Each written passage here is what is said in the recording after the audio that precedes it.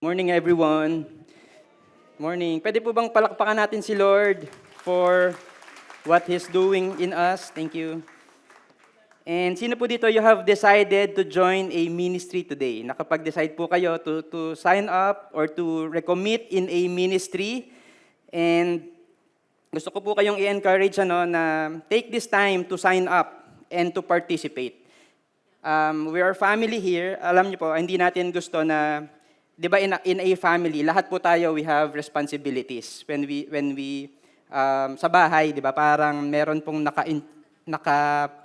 in charge na maghugas ng plato, meron pong in charge na magluto, maglaba. And so ganun din po dito sa church, we are a family. That's why we're encouraging you to join in one of our ministries. And at the same time, what we believe here is that we mature in our faith, we grow in our relationship with God, and in our relationship with one another as we minister to others, as we make ourselves available to help others, as we make ourselves available to involve ourselves sa pagsaserve po kay Lord and others. And one way to do that is through our ministries. And for those na nag-sign up na, maraming salamat po. You can drop your cards doon po sa ating booth, sa side na yon, bago po kayo umuwi. So please don't forget, okay, para ma-contact po namin kayo kung ano po yung mga gagawin natin na susunod. So okay po ba yan? I hope na lahat po tayo we're gonna volunteer, take part in one of the ministries that we have. So can I invite every one of us to please stand up? We're gonna be reading from Colossians 1:21 to 23. Ito rin po yung binasa ni Ron kanina, but we're gonna zoom in to this word, to these verses. Colossians 1:21 to 23. So, buksan po natin yung mga Bibles natin.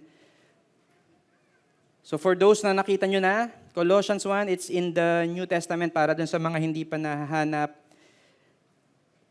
So, please read with me.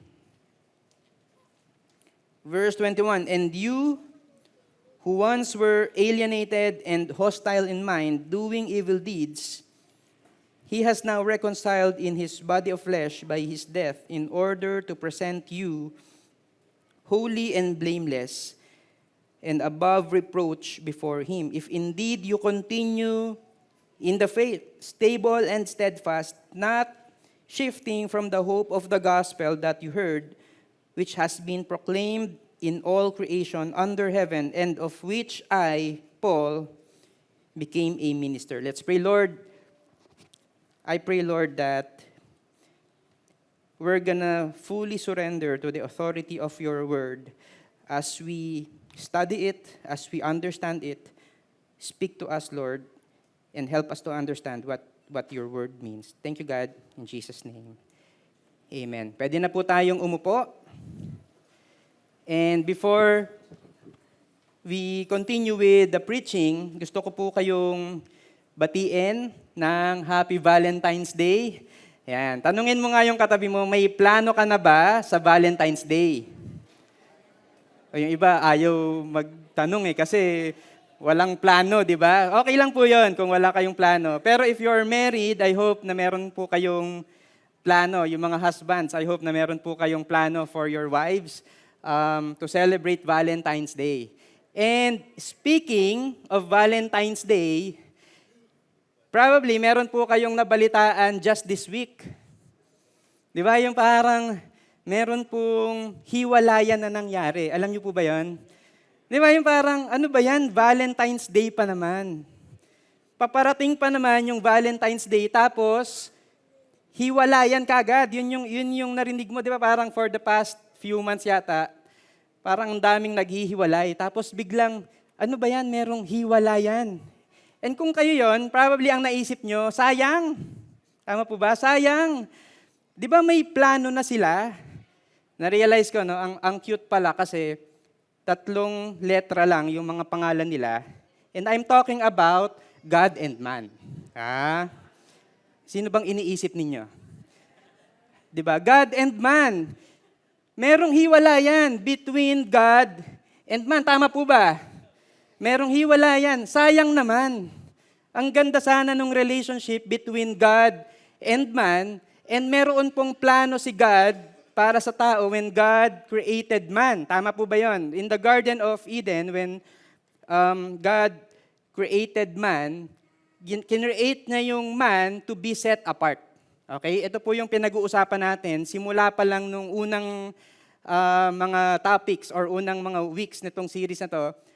God has created us to be set apart for Him and set apart for His purpose. Okay? Meron pong purpose na binigay si Lord para sa ating lahat. So, naniniwala ka ba na may purpose na binigay si Lord para sa'yo? Yan. Tignan mo yung katabi mo, mukha bang may purpose yan sa buhay? Diba? Parang yung iba hindi convinced. Diba? Meron yan kasi that's the design of God. God has given us a purpose. When God created Adam and Eve, ano po yung purpose na binigay sa kanila? To take dominion of creation. Okay? So in other words, yun pong tao ay inatasan ng Diyos to be His representative to the rest of creation. Yun po yun. We are gonna be representatives of God to the rest of creation. Pero alam po natin kung ano yung nangyari. The man and the woman sinned against God. Okay? So, nagkasala po sila. Ngayon, meron na po silang kasalanan. Ito po yung description sa kanila. Verse 21, and you who once were alienated, everybody say alienated, and hostile. Hostile, diba? Alienated and hostile in mind, doing evil deeds. Yun pong alienated or alienation, hindi po ibig sabihin niya na mukha ng alien. Yung parang ganun, no? Yung parang mukha kang galing sa Mars. Hindi yon, di ba? When we talk about alienated, ibig sabihin, we have been estranged from God. Napalayo po tayo sa Diyos, or in other words, humiwalay tayo sa Diyos. Okay? Because of sin. Okay? Yun po yung nangyari sa atin. Humiwalay tayo sa Diyos. Also, we are hostile in mind. Hostile means unfriendly. Enemies of God. In short, enemies of God because of our sins and doing evil deeds. Okay, so linawin po natin. Ito pong doing evil deeds, probably ang iniisip natin, parang sometimes gumagawa tayo ng maganda, sometimes okay naman yung ginagawa natin, pero sometimes gumagawa tayo ng evil deeds. Probably that's our mindset about it. Pero when we talk about being hostile in mind, doing evil deeds, ibig sabihin, we are evil. That's who we are. Romans 3 says that there is no one righteous. Wala pong righteous, there is no one who seeks God. Wala pong lahat po tayo, kaaway po natin si Lord. Okay? Ayaw po natin kay Lord. That is who we are. And we have been talking about that for many weeks na. We are alienated, we are hostile in mind, we are doing evil deeds. Okay, sino po sa inyo na-encourage po kayo with that verse? Parang favorite verse po natin yan, di ba? Alienated tayo, hostile in mind, doing evil deeds. So ang question is, paano na yung plano ng Diyos para sa tao? Nasira na ba? Nawala na ba? Paano na yun? Hindi na ba matutuloy yung plano ng Diyos para sa tao? Kasi hindi na tayo set apart, nagkasala na tayo, hindi na natin ginagawa yung purpose ni God, yung pagiging representative ng Diyos sa creation, wala na yun. Bakit? Sinners na tayo eh. Unfriendly na tayo, hostile na tayo towards God. So paano ngayon yung design, yung plano ng Diyos para sa tao, nawala na ba? And that's what we're gonna talk about today because ang solution po ni Lord for this problem is reconciliation. Reconciliation. Okay? When we talk about reconciliation, it means restoring the broken relationship. Okay? Reconciliation. So verse 21 and 22, and you, kaya nga nakalagay po dito is once. I like this word. Once. Hindi ka ngayon alienated, hindi ka ngayon hostile. You were formerly alienated and hostile, doing evil deeds. Kasi nga, nakalagay once. He has now reconciled in His body of flesh by His death in order to present you holy and blameless and above reproach before Him. And so ano po yung ginawa ni Lord? Ni-reconcile po tayo sa Kanya. Nagigets po ba yan? So meron pong isang story. This is a real life story about this guy. Ang pangalan po niya si Matt Swatzel. He is a fireman. He is responde po sila sa mga emergency situations, paramedic. One day, after a long shift at work, okay, pauwi na po siya sa bahay. Pauwi na po siya.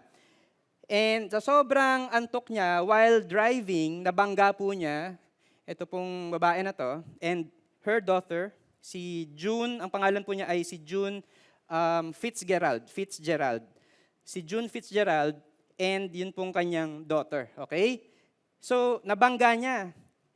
Ano po yung nangyari? Yung daughter niya ay na-injure. I think at that time, she's just one year old.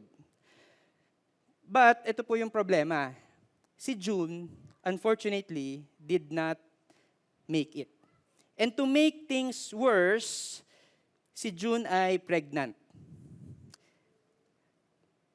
Ouch. Di ba? Parang dalawang buhay yung nawala at that day. Now, if you're the husband of June, ano po yung nasa isip ninyo? Kung kayo po yung kamag-anak, kung kayo po yung kaibigan ni June, ano po yung gusto nyong mangyari? Ano po yung iniisip ninyo? Sino po dito, honestly, you're gonna be angry at Matt? Meron po ba? Wow, iba hindi magagalit, di ba? Parang, sige, okay lang, di ba? So, huwag niyo pong gawin yun sa asawa ninyo, di ba? Yung, sige, okay lang, mabangga siya. Hindi po gano'n, di ba? Siyempre, magagalit po tayo. Dahil meron pong namatay na someone close to us, someone that we love. And hindi lang po si June, it's also the unborn child. Okay? So that's how we react kapag meron pong gumawa ng mali sa atin. We're gonna be angry, we're gonna want to punch him in the face. Tama po ba? Ganun yung magiging response natin. Ano po yung gusto natin? Justice. Gusto mo ng justice, gusto natin makulong, ipakulong yang si Matt. And we're gonna do everything in our power to get that justice, to get revenge probably. That's how we're gonna feel. Noon pong 2022, late mga November 2022, kami po nung wife ko, we were driving papunta sa isang memorial service when a driver, ang nangyari po is, naalala ko po yon, traffic kasi ginagawa yung kalsada, so isa lang yung pwedeng daanan. So what we did, what happened was, palitan lang. So ito muna, tapos yung lahat ng nandito sa kabilang side ay titigil, tapos yung kabila naman. So naabutan kami nun. Kami yung nakahinto, okay? And then yung kabilang side yung gumagalaw. So meron pong isang driver na nagmamadali, biglang sumingit, nag-overtake, tinamaan po yung sasakyan namin.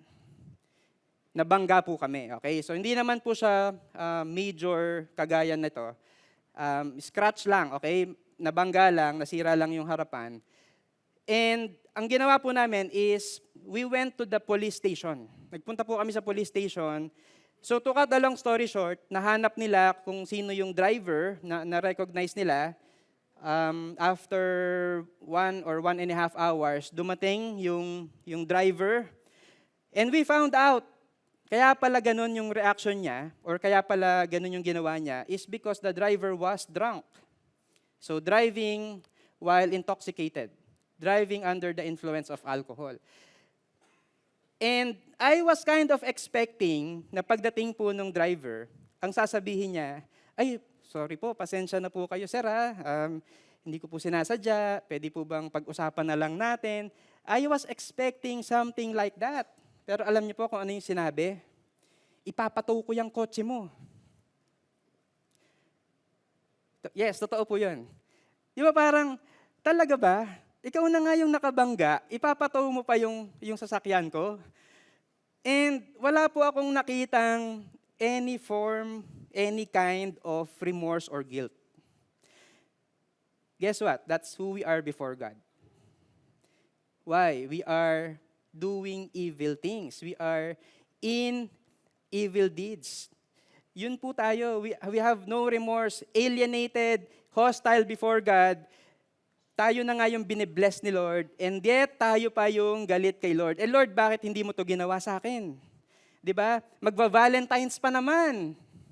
Di ba yung parang, bakit silang lahat merong ka-date? Ako wala. Valentine's di ba? Dapat binigay mo yung pinagpe-pray ko. Sometimes, tayo pa yung galit when God does not give our prayers. Tayo po yung mayabang, tayo po yung alienated and hostile to God. And yet, alam niyo po kung ano yung nangyari, ano po yung ginawa ni God? Reconciliation. Reconciliation. So to continue this story, so this is Matt. This guy is the husband of June Fitzgerald. So coincidentally, kapangalan ko po siya, Eric, and coincidentally, he is a pastor. So, ayan. So, parehas po kami. Alam niyo po kung ano yung ginawa ni Eric Fitzgerald, nung husband. Sabi niya, there's enough lives that have been damaged today. But what I'm gonna do is, I'm gonna forgive this guy. Si Matt. So siya po yung nag-initiate. Sabi niya, so kinausap niya yung police, yung legal department, mga lawyers, ganyan. Sabi niya, hindi na ako magpe-press ng charges against him. I'm gonna forgive him. Nag-initiate po siya. And he also went out of his way to talk to Matt. So si Matt, ang ginawa po niya, ang binigay na sentence sa kanya is community service. Community service. That's it. Community service. But si Eric would invite him to have lunch with him, to have dinner with him, to talk to him, to reach out to him. Can you imagine kung ano po kung gaano katindi yung forgiveness na binigay ni Eric kay Matt? Parang yung tayo, kung ako yon, I'm supposed to be angry. I'm supposed to desire harm to happen to the murderer of my wife, if I'm that person. And yet, ang ginawa po niya is he forgave Matt. And just like God, ito po yung gusto kong sabihin sa atin, that our reconciliation with God is not our initiative, it's God's initiative. And it's also His expense. It's His initiative and it's also His expense. Sabi po dito, He has now reconciled. The Bible does not say na man made an effort to be reconciled with God. Hindi po ganon. Pagka po tinanong ko kayo, paano nyo nakilala si Jesus? Probably ang sasabihin ng some of you, umattend po ako dito sa service, nakita ko po sa Facebook, ito yung location, ito yung time ng service. Nagpunta po ako dito, I found my way here para makilala ko si God. Hindi po yun completely true because maybe, okay, tama, nakita nyo nga sa Facebook, nakita nyo, so sinearch nyo kung anong oras yung service, nagpunta kayo dito. Pero the reality is God has given us that grace first so that we're gonna look for Him because He is the one who looked for us first, who found us first. Okay? So, probably meron pong nag-invite sa inyo and hindi po yung nag-invite sa inyo ang ultimately nagdala sa inyo kay Lord. It's God who has spoken to that person. Invite mo naman si Ron so that he's gonna be here and he's gonna worship with us. Diba? Because it is God who initiated our reconciliation. Okay po ba yan? Si God po yon ang nag-i-initiate ng ating reconciliation. And hindi lang po yon, it's also His expense. Yung pong reconciliation natin, sabi po dito, He has now reconciled in His body of flesh by His death. Because our reconciliation did not come for free. It's free for us, pero someone paid for our reconciliation. And we have been talking about that last weeks, for the past weeks. Di ba? Kaya nga kailangan ng atonement. Kaya nga merong Yom Kippur, the Day of the Atonement, because kailangan meron pong sacrifice, okay, bago magkaroon ng reconciliation. I remember, noon pong elementary ako, I think grade 4 or grade 5. Meron po akong, yung best friend ko, nakaaway ko noon, okay? I forgot the reason why. Pero after 1 week, magkaibigan na ulit kami. Ano yung cost? Ano yung ginawa ko? Wala, kinausap ko lang. Nag-usap lang ulit kami, naglalaro lang ulit kami, and then we're okay. Pero yun pong reconciliation natin with God, it's not as simple as that. Okay? Because a sacrifice has to be made, an animal has to be killed. Sabi nga ni Ron, nung unang panahon, an animal has to be sacrificed for us to be atoned. And yet, ang sacrifice na kailangan po natin ngayon ay walang iba kung hindi si Jesus Christ. He is the perfect sacrifice. And He's also the perfect priest, our topic last week. And so, it's His initiative, it's His expense, kaya po tayo nagkaroon ng reconciliation. Na-appreciate niyo po ba yung reconciliation na binigay sa atin ni Lord? And now, ang nangyari, because of that reconciliation, He is now able to present us holy and blameless and above reproach before Him. Ang ganda po nung pakinggan. Bakit? Kasi dati, set apart tayo because of sin, nawala po yung status natin, yung position natin of being set apart.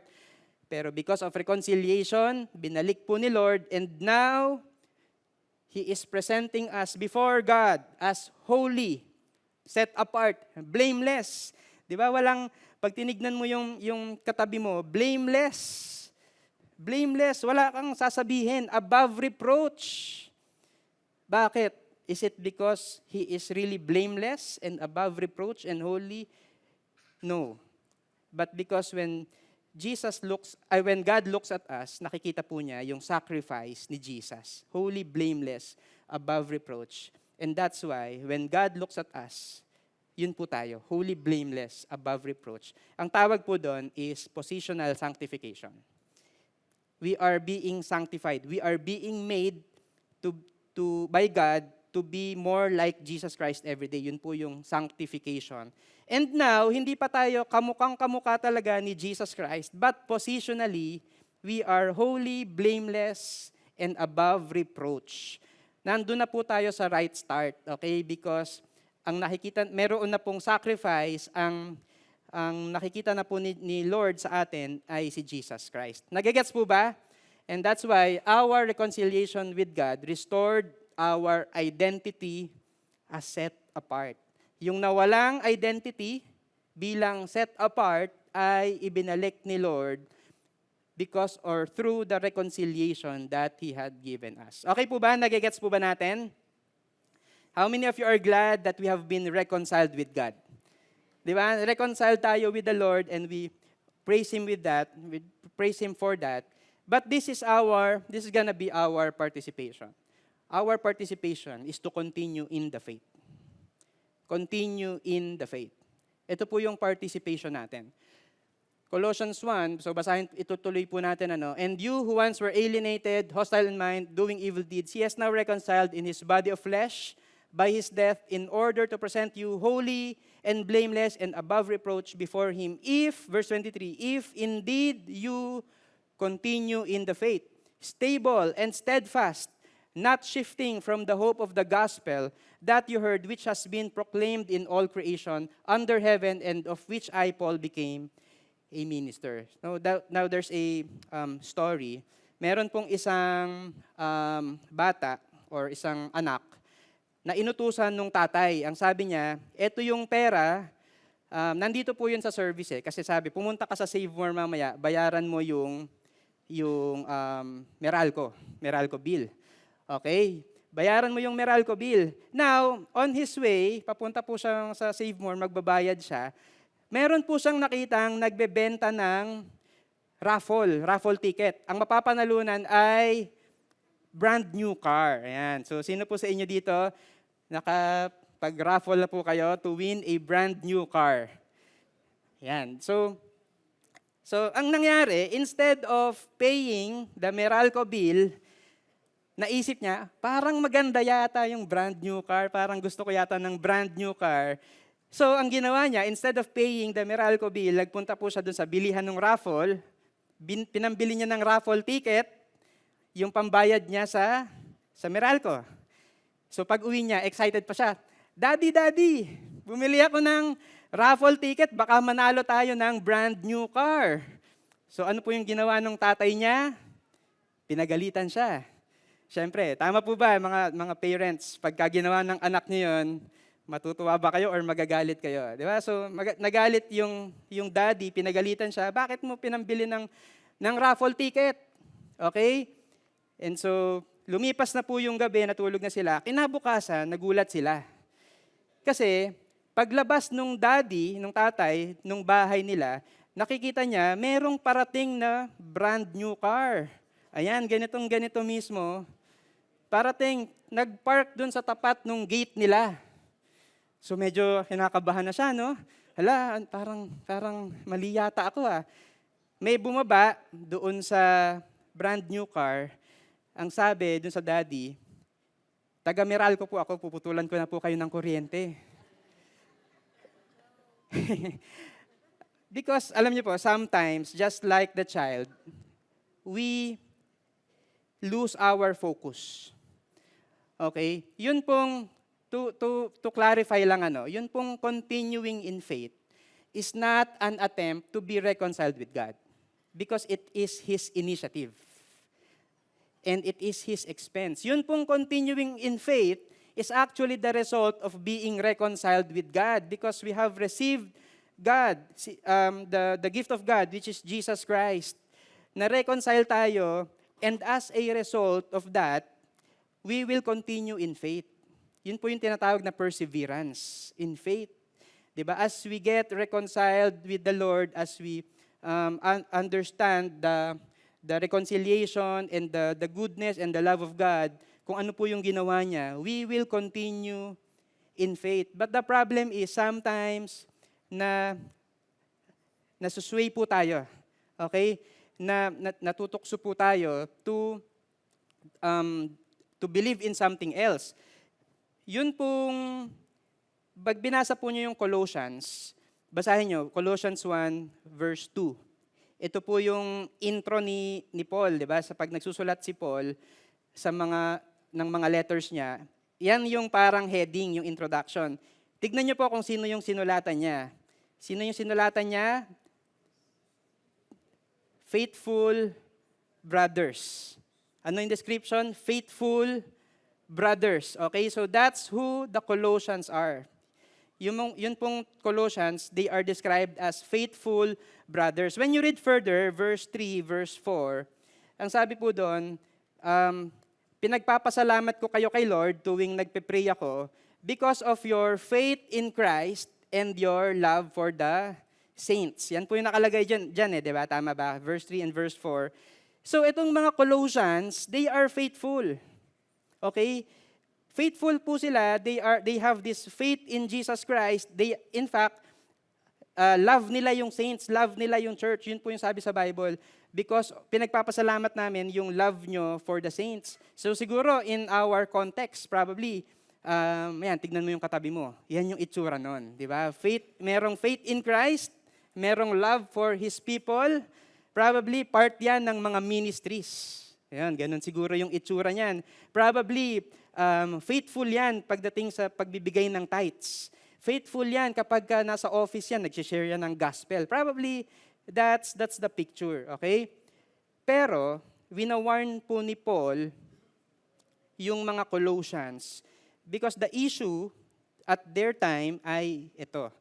Ito po yung mga false teachings at their time. Jewish legalism pagan mysticism, asceticism, syncretism. Ano ba yung mga ism na yan? Di ba? Parang puro ism. Jewish legalism, ibig sabihin, yun pong belief ng mga Jews, dapat gawin mo to, masunod mo yung law para mahalin ka ni Lord, para tanggapin ka ni Lord. Dapat mag-stick tayo, gawin natin up to the letter yung mga law ng mga Jews.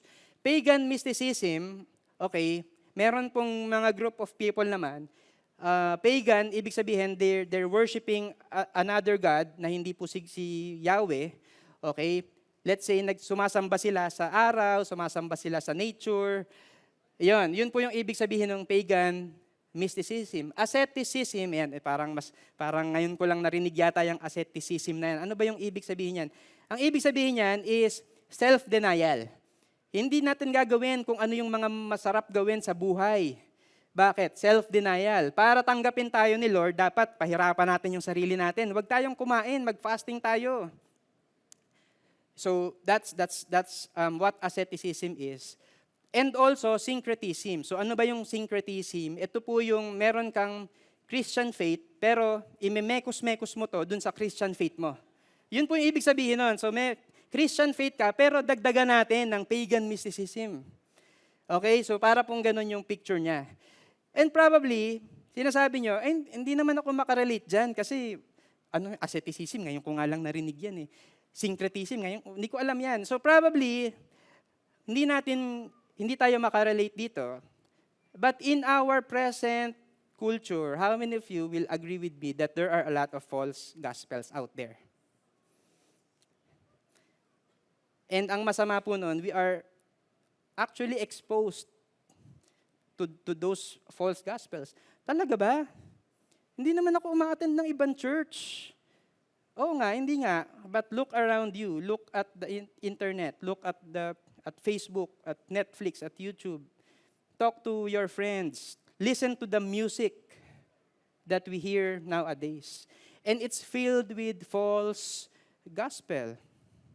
Ang ibig sabihin po ng false gospel, ito po yung some of the false gospel, na it seems correct, pero it's not. For example, prosperity gospel. How many of you know about prosperity gospel? Prosperity gospel is, nag-e-exist si Lord para i-bless ka. Para ibigay yung mga pangangailangan mo. That's prosperity gospel. If you can name it, you can claim it.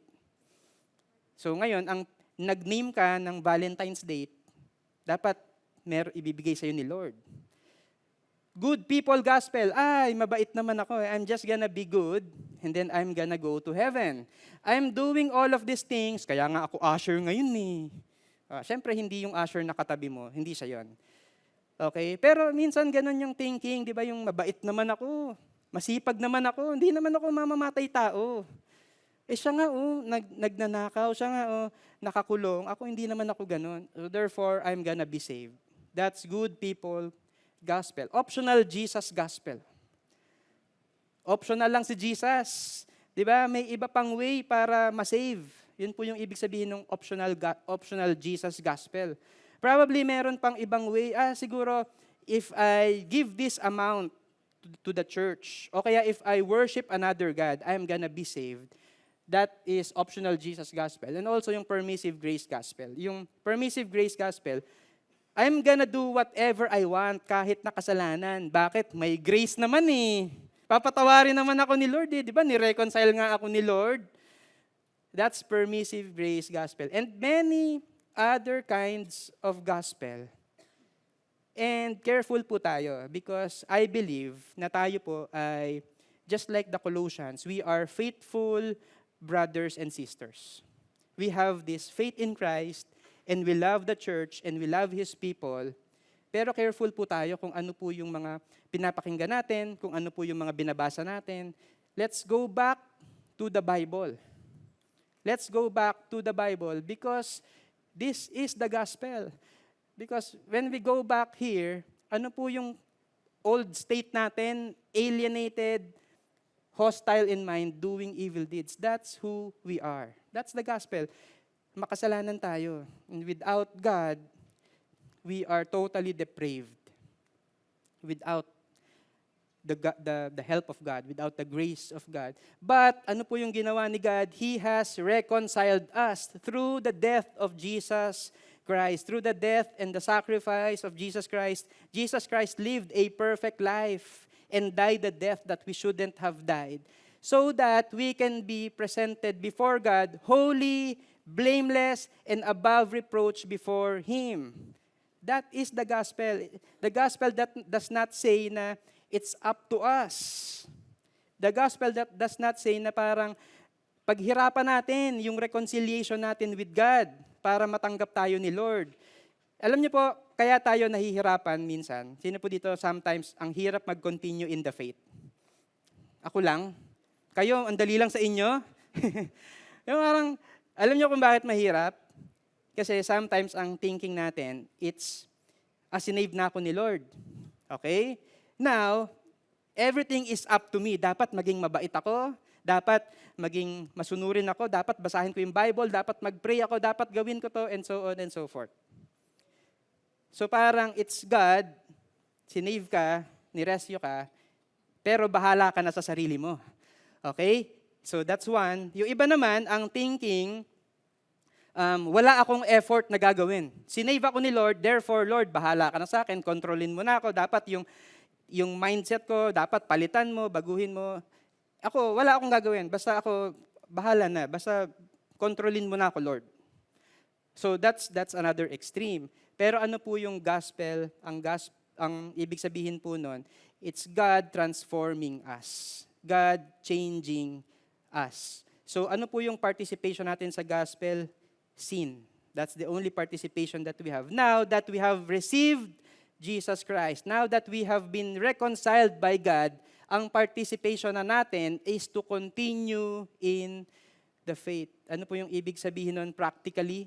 Ibig sabihin nun, we're gonna allow the Lord to transform us. Through what? Through the Word of God. Sino po sa inyo dito, you love reading the Word of God? And you love praying? And you love doing victory groups? Diba? Merong tao na nagpe-pray sa'yo, merong tao na nagre-remind sa'yo, merong tao na nagche-check sa'yo. Pag meron kang struggle, merong temptation, merong grace si God, yes. Pero wag nating itago yung mga struggle, yung mga temptations that happen to us. Because we want to let God transform us. We want to allow the Lord to change us. Nagigets po ba natin? Yun pong reconciliation is not an attempt to be reconciled with God. It's a result of being reconciled with God. Yun po yung gusto nating gawin. Okay? So ang ganda po nung sinabi ni Paul dito, if indeed you continue in the faith, stable and steadfast. Ang galing, 'di ba? Stable and steadfast. How stable and steadfast is your faith right now? I hope na nag-grow po yung pagiging stable and steadfast ng faith natin every single day. And also, not shifting from the hope of the gospel that you heard. Hindi nag-shift yung hope natin in the gospel na galing sa finished work ni Jesus Christ. Again, let's be careful na hindi po natin tinatrabaho, ino-earn yung salvation natin, yung pagiging set apart natin, because that is given unto us. But as a result of understanding the identity, the transformation, and participating and surrender doon sa ginawa ni Lord sa atin, pag-submit sa Lordship ni Jesus Christ, the Lord is changing us every single day. Yun po yung gusto natin. Reconciliation, which is God's work, pero yun pong work natin, yung participation natin, is to continue in the faith, surrender to the Lordship of Jesus Christ. And as we continually do that, we're gonna be transformed from glory to glory. Amen? Amen. And so, as I call our worship team, si Paul, ito po yung how he applied the gospel to his life. Okay, and having understood that he has been reconciled by God. Okay, ang sabi po niya in verse 24 onwards, sabi niya, "Now, I rejoice in my sufferings for your sake, and in my flesh I am filling up what is lacking in Christ's affliction for the sake of his body, that is, the church of which I became a minister according to the stewardship from God that was given to me for you, to make the word of God fully known, the mystery hidden for ages and generations, but now revealed to his saints." Pag po binasa ninyo, kalagay dito, "Now I rejoice in my sufferings." Di ba? So, sino po dito, you love suffering? Parang, pwede bang, Lord, bigyan mo ako ng suffering? Parang ganun yung prayer mo.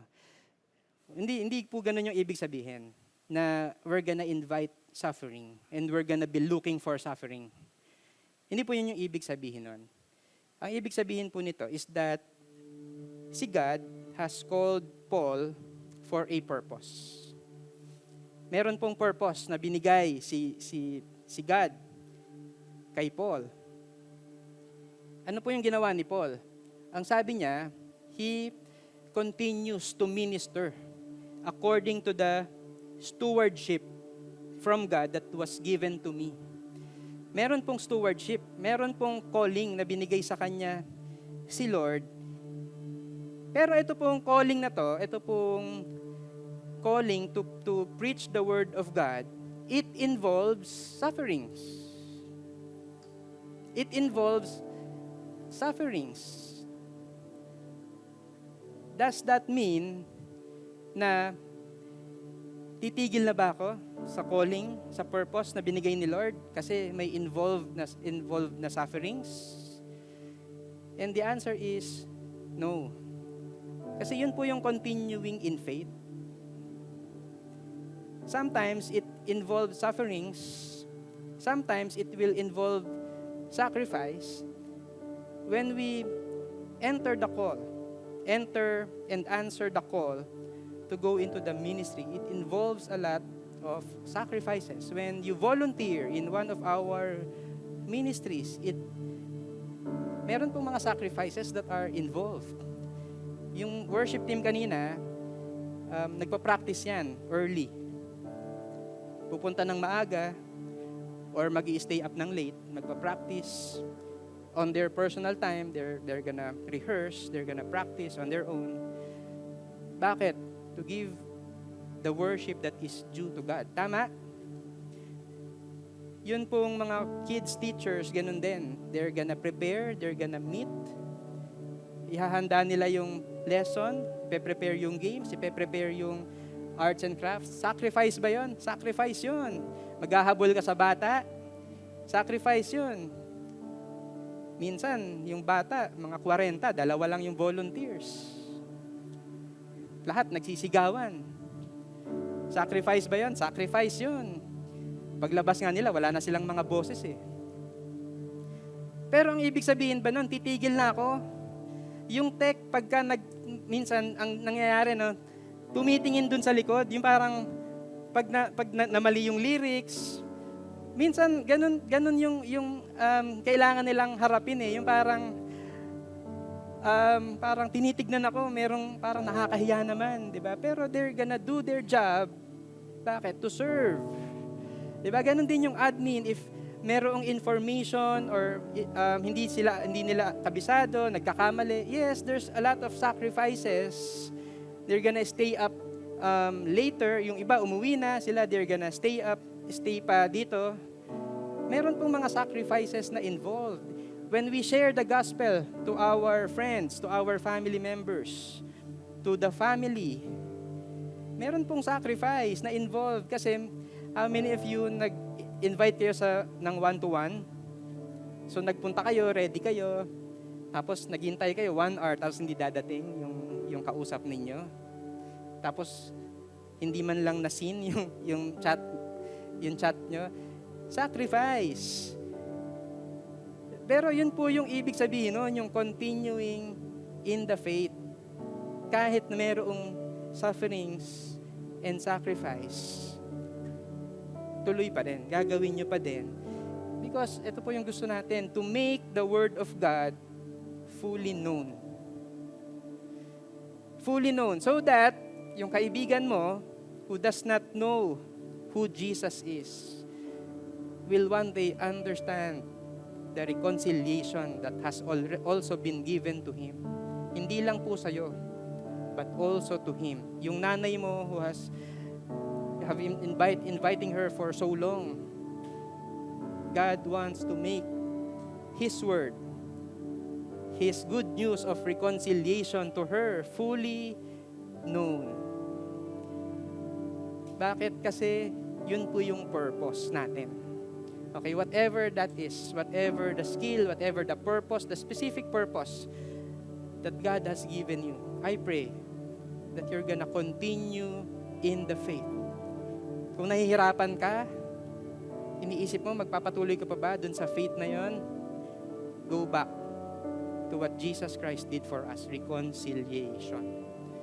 And because of His reconciliation, we are restored. Yung identity po natin has been restored. We are made holy and blameless and above reproach before the Lord. And that is enough reason for us to worship and to be grateful to God and to continue in the faith.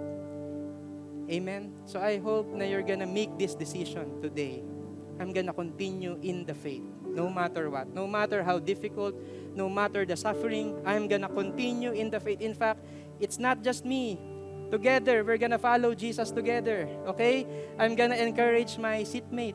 I'm gonna encourage my victory group. I'm gonna encourage my family. Let's continue in the faith together because it's gonna be difficult. There's gonna be sufferings. There's gonna be challenges. But we're gonna continue in the faith. Continuing in the faith enables us to live a life set apart for God.